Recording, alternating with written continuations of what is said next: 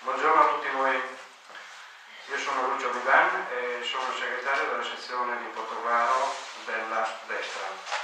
Qui al nostro tavolo c'è Fabiano Cosetti, che è il coordinatore regionale, la signora ispettore, si definisce ispettore, c'è la Titti Monteleone, che è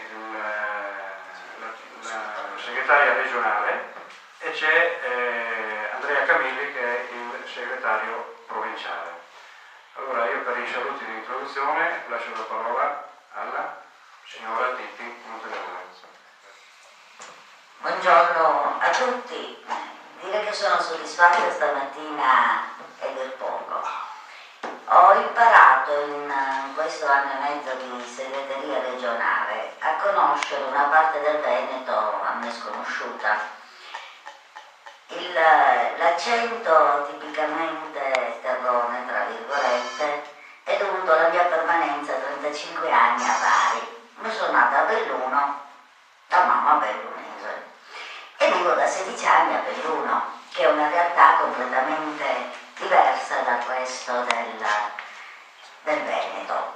E quindi devo al mio partito anche un grazie per avermi fatto conoscere realtà completamente diverse. È una battaglia importante quella che stiamo facendo.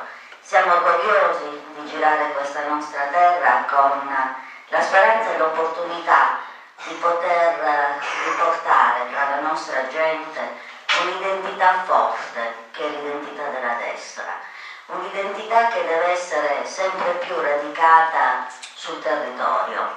Noi vogliamo continuare a compiere questa missione che molti di noi compiono da tantissimi anni, quella di essere a contatto con la nostra popolazione, comprenderne i problemi, viverli con loro.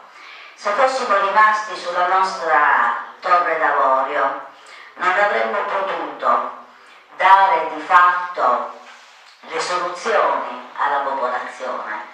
Sarebbe stato bellissimo, ma la realtà non è questa. La gente ha bisogno di risposte. Le risposte si possono dare solo nel momento in cui si hanno dei rappresentanti nei comuni, in provincia, in regione. Noi è questo che desideriamo e io auguro di tutto cuore a Portogruaro di poter fare una bella battaglia, ma soprattutto di avere dei consensi che possano portare le nostre proposte a diventare fatti.